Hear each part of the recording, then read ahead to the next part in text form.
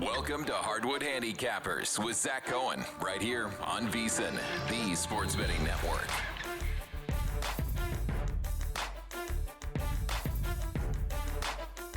This is Zachary Cohen, VSiN.com senior editor with another episode of Hardwood Handicappers. Today is Thursday, April 9th.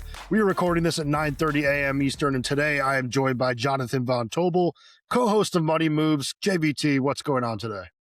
Not much. It is Masters Thursday, and as I was complaining right before you came on, I will give my hot take out to the masses. I think it's stupid that the PGA continues to bury coverage of the early rounds and golfers on streaming services and whatnot. I saw a commercial while I was watching the NBA the other day, so there's a tie, and it was like, now Masters coverage earlier than ever on Prime. Check it out at 1 p.m. Eastern. I was like, that's the selling point. The 6 hours after the first golfers hit the course, that's going to be why I want to watch your coverage. It's absolutely annoying, but you know what? We persevere through worse things, I suppose. Yeah, just put it on one channel from the start of the tournament until the end, and we'll find it and we'll watch it. Just don't make it difficult on me. That's all I want, man. Yeah, I am excited though. I do have some pools. I'll probably lose those pools and not even come close, but had some help from our friend Kelly Bidlin, who does the show Long Shots. So if you are a golf fan listening to this, that is a great podcast for all of your golf handicapping needs. But we will get into some basketball for right now. I do have some picks for tonight. JVT has some picks for tonight. I did want to start off though by asking you, what the heck, with the Rookie of the Year thing, Cooper Flag goes for like 50 and 46. That's all good. Yeah. Everyone makes a big deal out of it. He's the Rookie of the Year now because of those two games. What about when he has two absolutely awful games? No one talks about it, and the odds don't move. So I just don't understand. Like, the last two nights have been almost equally as bad as the other two games were impressive. You mean having 11 points and just, 11 rebounds yesterday, like against your Suns? Like that's not impressive to you? Look, this is, we talked about this actually on Pod to the Futures, and it's just like a general sense of awards betting. Newsflash, the awards markets and odds makers in those markets have no idea what they're doing. They just react to every little, actually, I shouldn't say every little. They react to every like apex performance, but they don't react to anything else. And so that's part of the problem, is because you have no idea what these voters are thinking. You have no idea what they're going to do. And so when you start to get some action on it, you probably freak out and start to move the line after some big performances when they're in the headlines. But no offense, Zach, to your guys. Nobody was watching yesterday, so nobody's really going to care. And that's really that's it. And I'm with you. Like, you go back to MVP, you go back to what I continue to hold up as the golden example of odds, not knowing what they're talking about. I always say this wrong. Jackson Merrill was minus 1,000 to win NL Rookie of the Year, and Paul Skeens destroyed him in that voting. Like, they have no idea what they're doing. So I'm with you. Awards markets have no idea what's going on, and it's stupid that he would have a performance like that last night and nothing would budge whatsoever. Con Knipple's my Rookie of the Year. Can I ask you a question really quickly about this as my camera freaks out from the white balance? So did you hear Tim Bontemps talk about the voting process this year with the Luka Doncic wrinkle? No. What would he say? So he said that because Luka has this, whatever we're calling it, like he's submitting to get those two games like stricken so he can be considered for awards, that they're going to hear his case among all of the others during play-in week, which means that voters won't get ballots until Friday, potentially, of play-in week, and they will have about 24 hours to turn them in. Now, this is all from the Hoop Collective, so I'm getting this from them. If that's the case, is it not human nature, if Con Knipple plays well in a play-in game, that maybe that might swing some voters, even though it's supposed to be a regular season award, but you want to be on the right side of history? And if Con Knipple drops like 24 in a play-in game that helps the Charlotte Hornets get to the postseason for the first time in forever, and he ends up not winning Rookie of the Year, I feel like that is somewhat impactful, that votes are going to be post-play-in, and that you get not a true data point, but at least one opportunity for Con Knipple to sway some voters' thinking. Yeah, that's a good call. I mean, I really think that, like, I don't know, the more I've even looked at it, and I'm sure some of this is just the fact that I do have a lot of Knipple, but I don't even think it's close. Like, I really think it's really wide margin between the two. And that's somebody that thinks that Flag's a better player and is going to be a better player. It's just, you're looking at what they've done this season. I said this on Follow the Money yesterday, but like, it's almost like the LeBron stuff, like when he was in his prime, where, yeah, like, he's the best player in the league every year. You could make the argument that he's the MVP, but there are other players that had, better seasons. Knipple had a better season than Flagg. Like, it's that simple. And these last couple of games, hopefully, like, it's not as simple as like voters seeing those two performances and giving him Rookie of the Year, but it might be, because that's just what you get. And I did say, like, if that is the case, then why, like, do you see someone like Keldon Johnson as a huge favorite in Sixth Man of the Year when, like, they might just look at stats at the end of the season and say, oh, it's Jaime Jaquez or, you know, AJ Mitchell something. I don't know that, like, there's any consistency to the voting. I'm with you, and the other part is because I talked to Shine about this at the Super Bowl when we were talking about MVP, and he had a great point, and I've thought this before too. He, like, so many voters don't follow it day to day like us. Like, yeah, they keep track and they see these performances here and there, but we're talking about, we're watching every single performance, we're watching the odd swing, we're doing all these sort of things. You know how many voters just go at the end of the year and look at stats and just go, oh yeah, that guy was better, and then you know, and then just vote accordingly.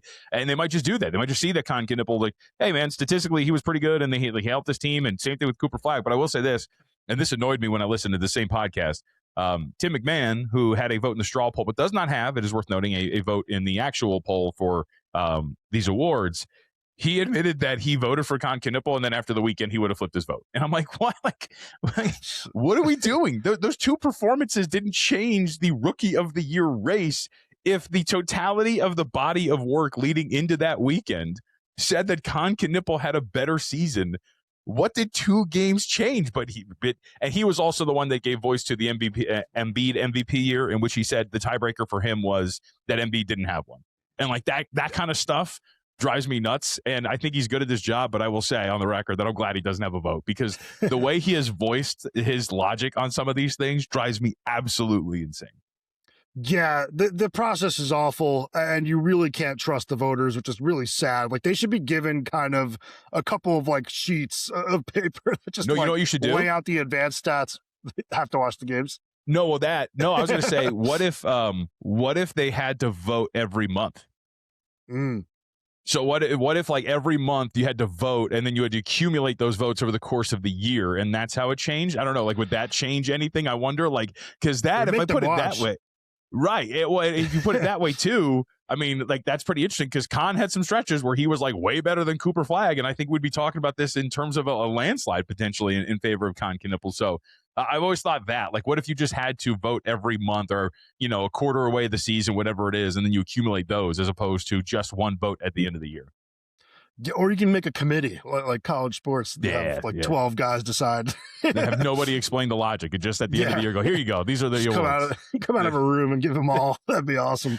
But I have noted, like, just you see some of the wacky performances that we've seen over the last couple of days, and like the list keeps going, you know, bigger and bigger. Like, there was the Ryan Rupert triple-double, 33, 10, and 10. You had a Pelicans game where like 4 decent guards combined to score 120 points. And then last night, Jericho Sims has a triple-double. That was kind of like the peak of April madness. And like, these are the games we're allowing to sway us with Cooper Flagg. It's just, It's awful. And then you look at the last 2, and like, he was awful, and no one's going to know because Sports Center doesn't matter wherever. Sports Center is probably not even real anymore, but didn't make a big deal out of it the way they did the good games. Yeah, I mean, you can't bring up the negative, so we'll see. But I'm with you. Like, I thought last night, watching that and seeing how ineffective it was just like, dude, like, this should be as effective as a 96-point weekend. Yeah, you know, like, you raise his point total to like 28.5 with everyone expecting him to go out there gunning, and it's the second night in a row. You really disappoint. So yeah, that's my only real takeaway from last night. I don't know if you had any others. I mean, it was solid night. Definitely some impactful games in terms of like seeding, but not much for me outside of that. I guess, yeah, my question would be, as the Cavaliers, you know, lock up their spot, they're going to be a top 4 pick, or it's going to be a top 4 seed here in the Eastern Conference. Do you think that was more about their own seeding, or do you think they're trying to get Atlanta to slip in the standings? Because Donovan Mitchell was questionable the whole game. I know Tyson got downgraded, or the whole day, excuse me. And you could have manipulated it a little bit and allowed the Hawks to win, lose, whatever it was. And I think that they want to avoid Atlanta, or do you think that there was just more about, let's just win this game and get the 4 seed? I think it was just about winning. I mean, they're only 0.5 back of the Knicks from the 3 seed too. Yeah. I don't know. I think Cleveland. Well, if you're Cleveland, do you want to be the 3 seed? I think so. Do you want Detroit in the second round, or do you want Boston? I'm not as worried about the first two seeds in the second round as I am. I'd rather play Toronto or Orlando over Atlanta. Okay. I think. Yeah. I don't know. It's really tough. Like the whole seeding situation in the East is going to be interesting to watch play out over the next couple of days. I don't know that I'd be running to avoid Boston, even though Boston has looked awesome ever since Tatum came back. Okay. All right. That's fair. That's the only thing I was curious about. They've won 4 straight, and they're going to be a top 4 seed. And like you said, I mean, 3 and 4, and then 5, 6, 7, 8. Like all of this is going to be an absolute nightmare by the time we get to the end. Outside of Miami, which is locked in their playoff spot or their play-in spot as usual. Yeah. I mean, I am nervous now because I did have Hawks to win the Southeast Division, which I added like 2 weeks ago at plus 550. And it's not a guarantee they're going to win one of these final 2 games. I mean, they're going to play Cleveland at home. Then I forget who they play in the final. Oh, and they're at Miami in the final game of the year. Miami might need to win that game. So that's becoming a bit of a sweat for me. Yeah. It's amazing, like all of these teams, at like how they just can't escape one another. Like no matter how well they play, no matter what's going on. I mean, as we've talked about the Hornets have been one of the sickest teams since the start of the year, and they just cannot get out of the play-in because of these key losses they continue to suffer. It's the magnitude of the losses. It's not even that. I mean, you look at these last 3, 2 against Boston, 1 against Philly. Like those are the games you can't lose. You lost to Miami. The games that they have lost, there are few. But the magnitude of those losses have been so bad for Charlotte. Well, let me ask you this, too, before we get into the games for tonight. It's a dumb question, but I mean, it's not dumb. It's like a silly question. It doesn't matter that much. You're at the top of the Eastern Conference. Would you rather see Philly or Charlotte? Oof. I mean, I guess I'd rather see Charlotte just because the lack of experience, right? I know that's like always the fallback to, they haven't played playoff basketball. So, I think that matters, but you know what? Guess what? Detroit hasn't either. So, if you're the Pistons, a lot of people are going to bring up experience with the Charlotte. What experience do the Pistons have? They lost 28 straight games like 2 years ago. So, I would say I'd rather take on Charlotte just because of that. And look, like the 76ers, especially if you're Detroit. Paul George has played at least in the Western Conference Finals and multiple Eastern Conference Finals. Joel Embiid has at least played and won in playoff series before. And we can go down the list of guys that have experienced playoff basketball on that roster. That at least, and the head coach, of course, that at least makes a small difference. That if you're Detroit with no experience whatsoever outside of Bickerstaff, I think you're feeling pretty good about, and some other guys obviously on the roster, that you're probably like, all right, let's take on the team that doesn't have as much or is at least even with us when it comes to experience. Yeah, I mean, I do think both those teams are really good, which is why I asked it. Like, it's a tough draw if you're at the top of the East. I mean, that's brutal. I do think Philly healthy is kind of a different beast. I agree with you. And the Pistons, it's funny because they did have a really close series against the Knicks last year, but they still have to go into the postseason with that we haven't won at home thing in like a billion years. So there's still kind of that pressure when they step on their own home floor because they weren't able to get the job done in any of those games last year. So they picked up valuable experience, but they didn't really get like the intensity and the stress off their back.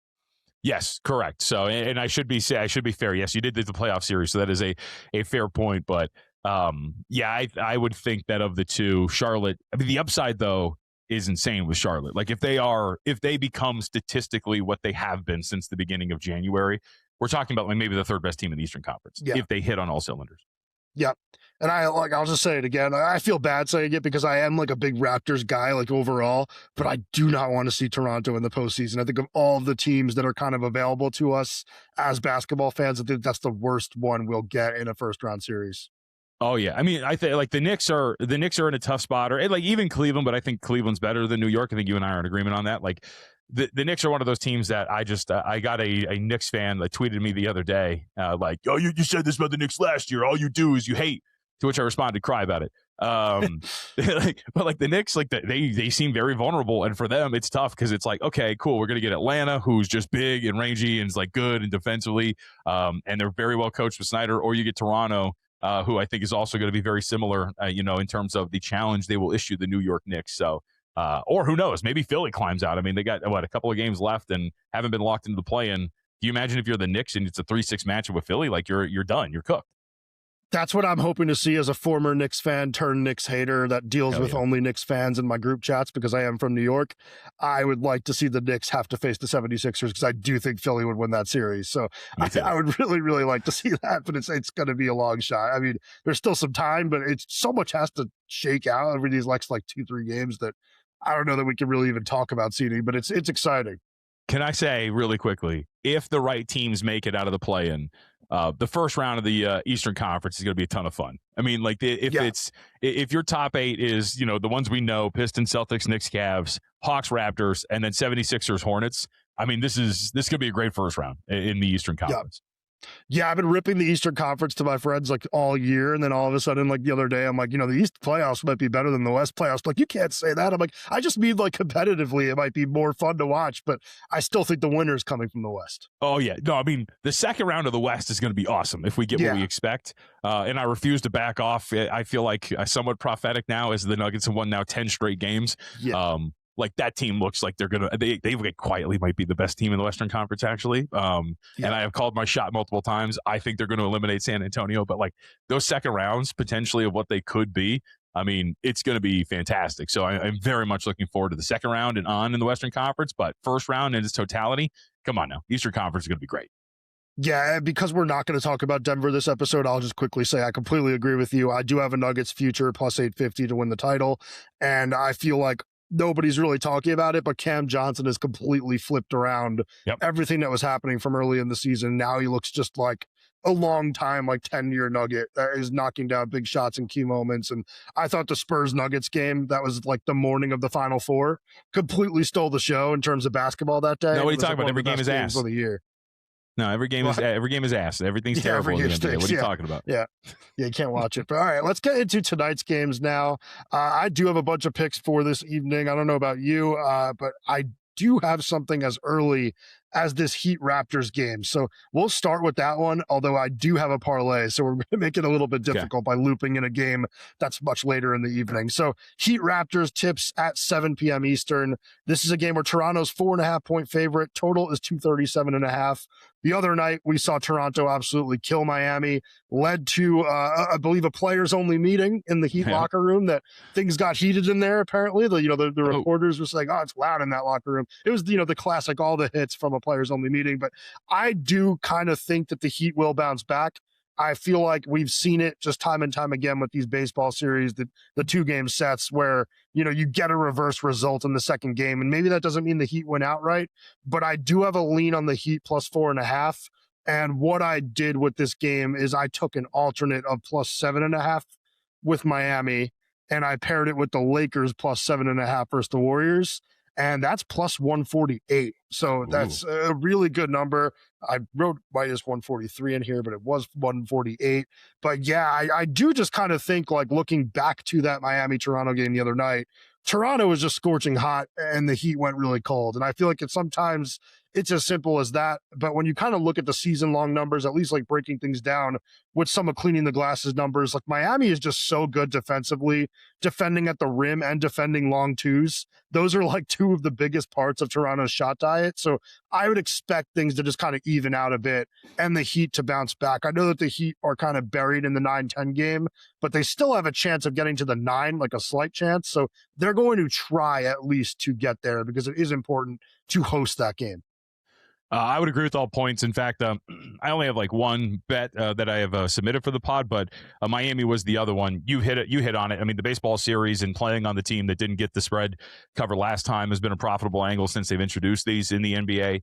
I would also say that, to your point, I don't think Bam Adebayo is going to go 2 of 13 from the floor again. I don't think Norm Powell is going to go 4 of 12. They shot 36% in that game from the floor. Interestingly enough, they both made Toronto and Miami the same amount of threes. It's just that Miami shot 44 three-point attempts in the game compared to just 28 for Toronto. I think situationally it all works out. And the injury report's pretty good too. We should know Tyler Hero's available. Norm Powell, it looks like he's going to play as well. Obviously, both played in the last game, but just to get them both out there and to have a little bit better variance when it comes to shooting, I think that's probably going to lead to something. And the upgrade, too. I mean, you can correct me if I'm wrong. I believe Toronto closed as a 1.5 point favorite when they played in that first game, and then now they're laying 4.5. Going on with Miami, the team meeting, all those sort of things. I'll play against that market downgrade, if you will, against with Miami with a good injury report. We'll go with the Heat. So since we have discussed this, I will add that as well. Take that Miami plus 4.5. Yeah, and it was 1.5. It did flip overnight because I was on Miami the night before and I saw it move. We were texting about that in the group chat. Yeah, I was on with Kelly the next day. I'm like, oh God, I don't like the way this is going. But it's a 3-point difference in that game from 2 nights ago. You really should never see that. It's just really odd. So I mean, I think if you include the opening number, we're talking about flipping from Miami -1.5 to catching 4.5 with no real difference. I mean, they're still playing in Toronto. Injury reports are similar. That's a really big swing from that first game just a day ago. Yeah, and I do think that playing in Toronto 2 in a row also is helpful. You're just a little bit more comfortable. But I'm sure the flip argument can be made that they've been going out partying. But I do think it's going to be a focused team. You don't have those types of meetings and then really get the bad effort the next night. They can always shoot poorly, but I do think they'll at least show up and play with some effort. And I do completely agree, by the way, with Bam Adebayo not going to play that poorly again. Actually, he was a huge part of the reason I liked Miami in the first time I took this. I just don't like Toronto's center position. So I feel like Adebayo could end up, kind of dominating this game. Sure. Okay, let's move on to Celtics Knicks. I'll do the Lakers part of that later. This game tips at 7:30 p.m. Eastern. Knicks now -4.5. Total is 215.5. This was 3.5 last night, and much better money line numbers were available on New York, and I jumped on -138 with the Knicks. But yeah, you're not going to get that right now. Yeah, I mean, look, it's Knicks or nothing, right? There's first off the injury report for the Celtics, as we're in this stretch now with the last 2 or 3 games for each team with nothing to play for. You've got why would we risk it? So Jaylen Brown, Hauser, Queta, and Derek White are all questionable to play. I would assume a majority of those guys aren't going to be out there in a meaningless game against the Knicks. You've already locked up your 2 seed. You're not getting the 1 seed, so. This is more just about getting guys rested and ready to go. But who knows? I mean, it should be pointed out when you're one of these top seeds at the end of the year, it hasn't really been the same because they know they have a week off coming up. And so maybe that does change the way you handle some of these games. But either way, Knicks have, as we discussed at the beginning of the pod, all the motivation, I think, in the world to at least stay as the 3 seed potentially, unless they feel like they don't want to be there. But I think you want to be there because you want whatever limps out of this play-in race. Like, what if the Magic I shouldn't say somehow, they're only half game back. But if you're the Knicks, I think you'd like to stay at 3 and then maybe get the Magic that limp out at 6 or something like that. So heavily motivated Knicks team in this situation against Boston. I think that works for them too. Slight rest edge as well. They've been off for 2 days. The Celtics have only been off for 1. To me, it would be the Knicks or nothing. Although Tyler Kolek, if he doesn't play, then maybe that's going to be a massive flip in favor of the Celtics. Yeah, 2 days of rest for New York, I do think is going to be big here. I also agree with you that there's going to be a lot of players that end up sitting tonight. I think of those 4, I would be surprised if even 2 of them play. I do think the Celtics haven't clinched the number 2 seed yet, but the matchup number is 1 with both these teams, right? So they would need to lose out. The Knicks would need to win out. But I do think the Celtics, if they do lose this game, will just say, all right, we'll win against the Pelicans on Friday with our starters playing there with a less stressful game, a less physical game. So I kind of think they're going to look to that game as the one to kind of put this to bed. But yeah, I do think New York finds a way to win this game. I think that they are going to want to be the 3 seed. I just think, it's a little bit more favorable. And I don't think that they fear Boston at all. So I think if you're talking about this team specifically, they're not going to care about, either playing the Pistons or the Celtics. They beat the Celtics last year, a better version of Boston, in my opinion, too. So I think that the Celtics will not just scare this team in the postseason. So I don't know. I think that looking tonight, some of the numbers are really strong for New York, 7-2 with a plus 13.1 net rating at home since the All-Star break. Boston also very good since then, but plus 9.4, but you're getting a small advantage with the Knicks. And I just think the motivation's a little bit too hard to ignore in this spot. Yeah, I would agree on all points, although I will say that Knicks series win against the Celtics was fraudulent. It was definitely a shot to save their lives from beyond. There were 2 20-point comebacks. If the Celtics were just, I agree with you. Well, we would catch a lot of flack for that, but I do agree. I think that I'm unapologetically myself. Screw you, Knicks fans. But yeah, so I have -138 in this game. You're not going to get anything even close to that. So yeah, I don't know. It'd be laying 3.5 or nothing for me, but that's just not going to be available. So this is why, we do have the Pro Picks page over at VSiN.com. I will occasionally add something if I think something is going to move. So hopefully you're checking that out, the nights before and not just waiting until the afternoon of the games. But obviously most of the picks do come a few hours before tip-offs. Yep. All right. Well, I did want to say, if you're looking to sharpen your edge the remainder of the NBA season, VSiN Pro is where to go. Get advanced analytics, player prop projections, and expert insights used by serious bettors every day. Try it out for only $9.99 for your first month and see what smart bettors are using to beat the books. Head to vsin.com/subscribe and check out all the subscription options.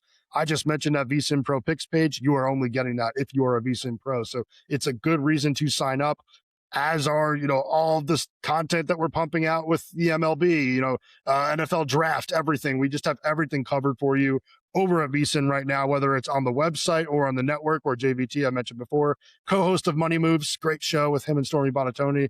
I absolutely love our network.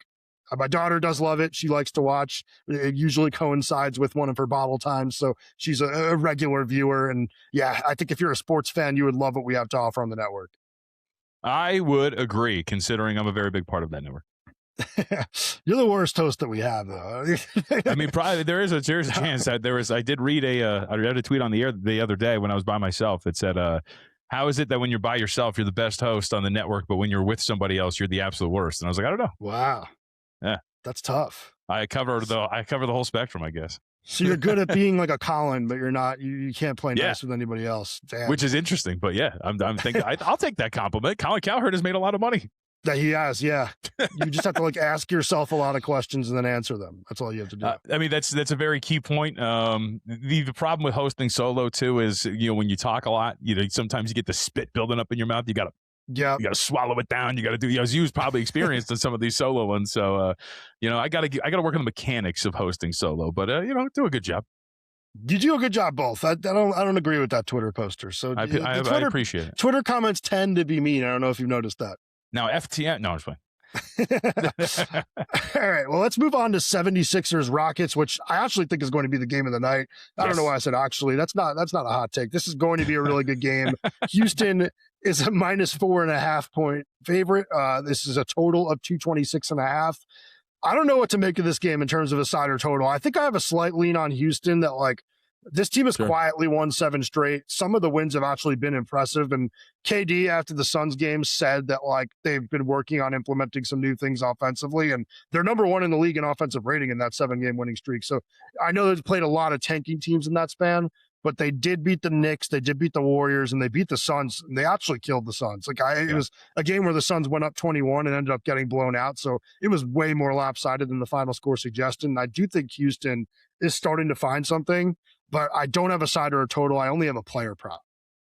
So I like this game under the total, and we've seen some buyback up to 226.5. So, and it opened like 227. So we're still in that range, but like you mentioned it, this is the game of the night for many different reasons. The talent level we're going to see, it's a clean injury report for both teams. Tyrese Maxey's on the report, but he's listed as available for tonight for the 76ers. We might miss Cam Payne. That's a really tough loss for us for who like the Stars. But I will say that this thing could maybe have a faux playoff type game. Both teams have important things going for them in their respective conferences. The 76ers, as we have mentioned, still have an outside shot to get to that 6th seed in the Eastern Conference. As we know, the Houston Rockets would love to take advantage of the ailing Lakers. They've won 7 straight, as you talked about. Well, an 8th straight win would put them ahead of the Lakers, assuming the Lakers lose this game tonight against the Golden State Warriors. I don't know if that's a given. But I think that there's somewhat of a playoff type atmosphere here with Embiid out there. We know that Maxey, when he's on the floor by himself, will speed this up, but I think it's going to be taking on a little bit more of a really slower pace. Same thing with Houston, playing a little bit more half court oriented. You're never going to have size to match with Joel Embiid, but at least you got bodies you trust. You've got Thompson to match up with Maxey. You've got enough that I think that this is going to take on a slower paced, really solid playoff type game and maybe get under that total. So that's what I liked here is under. And again, it's 226.5 now, and I would say that's pretty much worth looking at. Yeah, I think the under is a good call. I don't really feel strongly about either side or, like I said, the total. Right. I don't know what to make of it. The only thing I have here is Jabari Smith over 14.5 points at -120, which is just really looking at the numbers that he's put up over the last couple of games. 15-plus points in 7 of the last 8. 20-plus in 4 of those 7. And Philly does not defend catch-and-shoot jumpers well, which is really Smith's bread and butter. But, I think I'd lean with you, thinking that it's going to be a lower-scoring game outside of that. But, yes, it is an important game for both teams. I think that Houston would really like to get that 4 seed.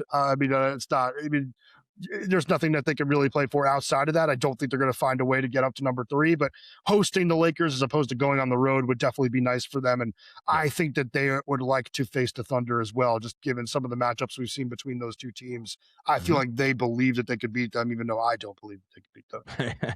No, I'm with you. Like all of those things make a ton of sense. And it's just like in the postseason, we have seen home court and those swings back and forth actually do matter. Home court in the NBA playoffs, you get those pretty big bumps in terms of home court advantage. We've talked about this. We'll have this when we get to the postseason, but the average net rating of these teams at home does skyrocket when you talk about some of these postseason series. So just that one difference in getting the Lakers to come to Houston more often than they would have to go to LA is a really big deal. So yeah, this is a very important game for both teams, and I would expect that it takes on that sort of playoff type atmosphere between the two of them.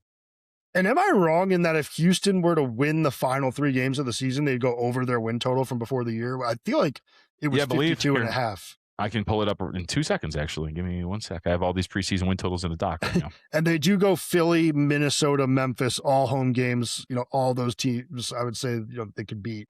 So you would be correct. Yeah.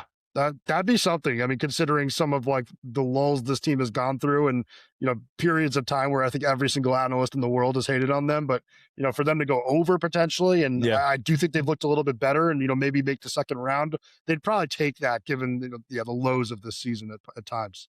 Oh yeah, I mean, well, and that would be the second round if they get there. That would be a ton of fun. I mean, Ahmed Thompson versus Shai Gilgeous-Alexander, and like what that would look like, and like the dueling philosophies of a team that can go super small versus the team that is like really big. And you remember last year, everybody kept talking about watch out the year before. The Lakers are really big, and they're going to give the Thunder some problems potentially. So maybe the size of Houston will make it a little bit more of a grind for the Oklahoma City Thunder. But either way, I am with you. I don't think they're very well coached. I think Ime Udoka, as I believe I've told you before, the strategy of just calling a timeout and calling everybody a-holes and then walking away is like not really one that matters anymore. I think JJ Redick's learning about that too, by the way, without his best players. And I think they are flawed and won't get very far. But either way, that is a series, obviously, against the Lakers that they're more than capable of winning.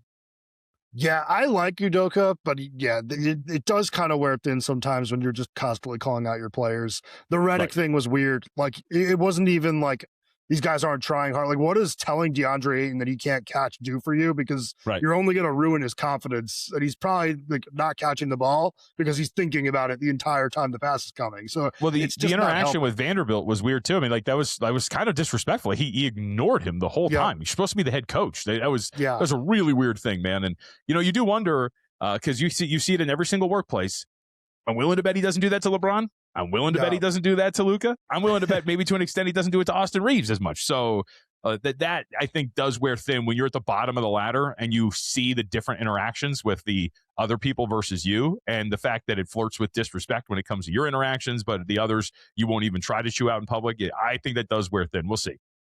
Yeah, I do think he's a really good X's and O's coach, though, and I feel like the fact that he is a strong personality is at least good if something were to come up with one of those stars. But I did not like the way he handled the Vanderbilt thing. I thought that he should have just talked to him, but maybe it was a little too heated, and it was better for him to walk away. Who knows? I don't know. We weren't in that huddle. No, we're not. Maybe you should run your podcast like that more, though.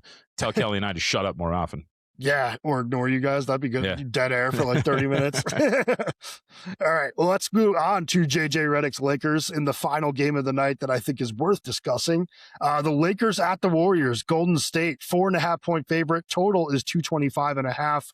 Some injuries outside of the major ones with Austin Reeves and Luka Doncic. Marcus Smart is questionable, which I think seems like a good thing given where he's been the last couple of games. And for the Warriors, Steph Curry and Guy Santos both questionable.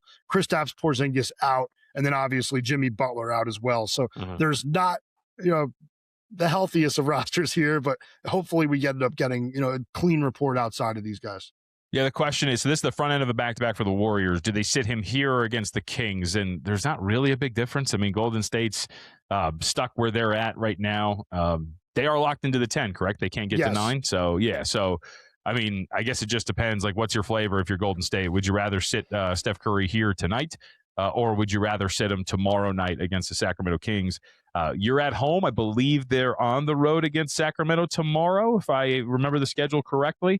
So maybe it's just a matter of, we got to travel. We'll give him the night off tomorrow, and then he'll play today. So That's what you really got to figure out here for the most part. Yeah, and I feel like if it were my decision, I'd probably rather him play against the Kings than play against Marcus Smart. Although Sacramento does have, a psychotic head coach of their own who might make his players play a little bit harder than they should. But yeah, I did have this as the second leg of that parlay I mentioned before. So I have the Lakers plus 7.5 here, as I mentioned, with the Heat plus 7.5. Reason for this is I do think Smart's going to play. And I just think that makes this Los Angeles team a little bit tougher. And I think, Curry's the best player on the floor if, he ends up playing. But I do think this is the type of game where LeBron can actually lead the Lakers to a win on his own. So taking a few extra points, I think was worth it here. And I do think Los Angeles is a more talented team and they have more to play for than Golden State. Like we just said, I think the Golden State is locked into the number 10. And I do think the Lakers, they want to get that 4 seed, give themselves a chance, because I do think it sounds like Reeves and Luka can both be back for like game 3 of that series, like based on what they're saying out of them going to Europe and getting some experimental work done, or not experimental, but stuff that's just not kosher here. It does sound like there's a chance they return in the first round and not, miss the whole series. So if they can get, home court advantage against the Rockets, maybe they split those games, find a way to split them, and then you have a chance to win the series if those guys come back. What would you be able to get over there that you can't get here, huh? I don't know. I heard someone make an argument that there should be like an embassy here where you can like get that stuff done and it doesn't count towards like being in the US. That plot of land is considered so that they like don't have to travel that far, like, which sucks too when you're injured. But it's like I don't really understand. But yeah, there's apparently things you could do there, and then you're also allowed to flush it out of your system there, and as long as it's not in you when you come back, you're fine. I'll tell you this much: if they come back and they're fine, better start doing some research. You better start including this over here. Yeah, I know. Why are we not as good as Spain? I don't know. I mean, that's ridiculous. They speak a different language. They don't speak English. It's insane. Yeah. I will say that I have nothing here. There's something attractive about watching, I think, LeBron and Steph just like haggard and awful and old, just going at it like one more time. So like, that'll be cool. But outside of that, like betting wise, the biggest thing is whether or not Curry's going to play here today. Yeah, I would like to see Curry play. I think he's looked really good since he's come back. Hell yeah, sadly, dude. Like I don't even think that they have a chance of winning two play-in games in a row. Like I know that there's a lot of like, oh, with Curry you have a chance. I really don't think that they do, but you got a chance for one. You have a chance for one. I think they'll win that first game if it's the Blazers, but man, I don't know that I see them winning the second. Although I guess once it comes down to like one more game. Right, I'd be scared as a Suns fan facing Curry. I was going to say, I don't know why you assume that, because I don't want the Clippers. I want the Clippers to get into that top spot, that top play-in, go to Phoenix, win that game, and just get the hell out. Because wouldn't it be very Clippers to lose to your Suns and then just sit there and host a play-in game with everything on the line against the Warriors, and they just lay a complete and utter egg after ending the season, whatever it is. What are they now, like 35-18 at this point over the last whatever amount of games? And then just completely not show up in a play-in game that was winner go home, which that's my team. That's what they do. I think that you think that about yours, and I think that about mine. Is that after like being like probably a top 6 team in the West all season, but at least top 7, go out there and lose 2 in a row. And I just keep going back to that Game 7 last year against the Nuggets was insane. The complete and utter no-show of that team and the lack of care was just that. There's been a lot of bad Clippers playoff losses. I think that's underrated as one of like the worst ones that they have suffered. You can go back to the bubble. You can go back to all of those. That was insane watching that last year. I know. And it was so disappointing just considering like the advanced stats profile they had for like 3 months before that. I mean, they were like the Hornets of this, similar. But I don't want to relive it. It's if you just stop Aaron Gordon from the stupid putback, you win the series. It's so stupid. Which I still don't know if he made it or not. I agree. I don't know why we're just like walking off and just being like, hey, everything's fine. I watched that at a bar by myself here in Vegas. And I yelled, and it was like kind of like an empty bar, and there was a Golden Knights playoff game, so I had to ask for one TV. And so everybody kind of like looks at me like, well, nothing happened to the hockey game. I'm like, you losers. It's a Clippers-Nuggets game. Like, watch some real sports. All right. Well, before we get off, like anything for you, futures-wise or awards-wise that you're still looking at, still think is, kind of open and, not yet done? Like I feel like I would say really quickly, you hit on it, but I added Nuggets at 10-1 the other day to win the NBA Finals. I think to me that's like the only thing that's left on the board, even if it's still in the range of plus 850 or so. I think that when that team is firing on all cylinders, like that is the group that I think is better than they were last year, arguably better coached than they were when Michael Malone was obviously in charge of things during the season, and Adelman's proven to be awesome.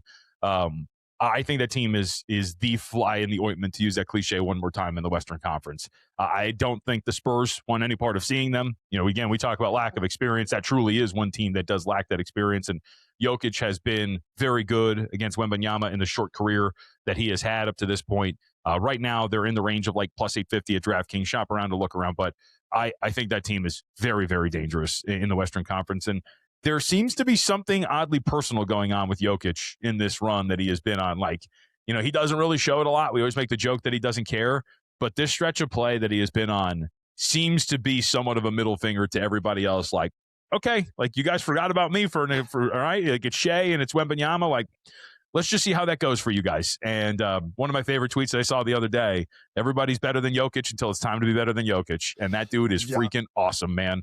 And I think that team is arguably on par with the Thunder and the Spurs, but the odds would not say it.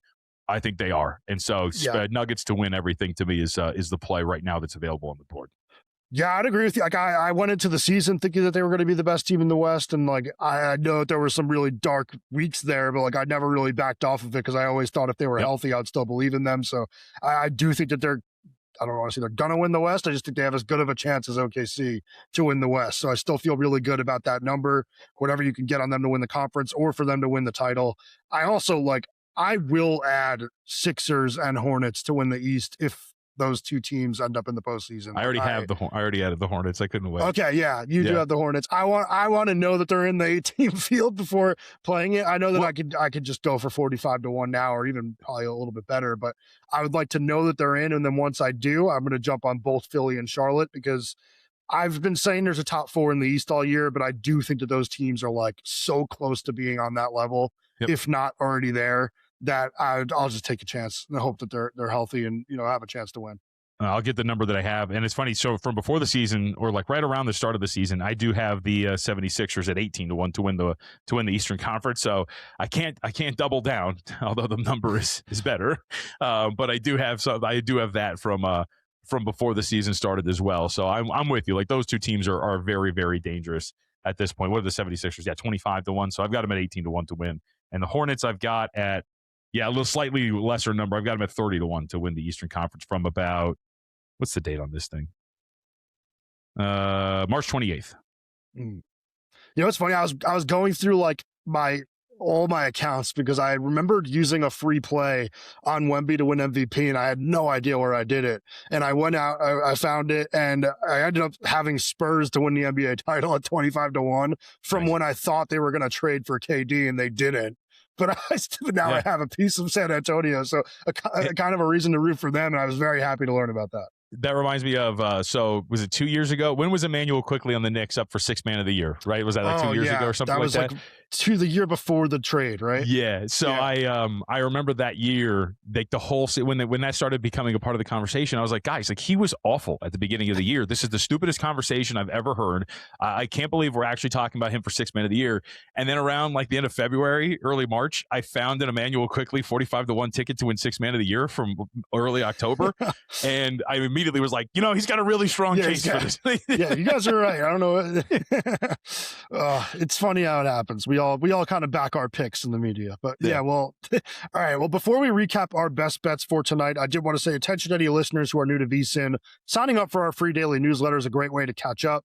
Delivered straight to your inbox every morning, VSiN's newsletter offers picks, data, and strategies for the day's betting menu. Sign up for free now at vsin.com/newsletter and start receiving your free newsletter tomorrow morning. That's vsin.com/newsletter. Stay ahead of the game and bet smarter with VSiN. All right, let's recap our best bets here for tonight. I have the parlay, Heat alternate plus 7.5 versus the Raptors, Lakers alternate plus 7.5 versus the Warriors. That's plus 148.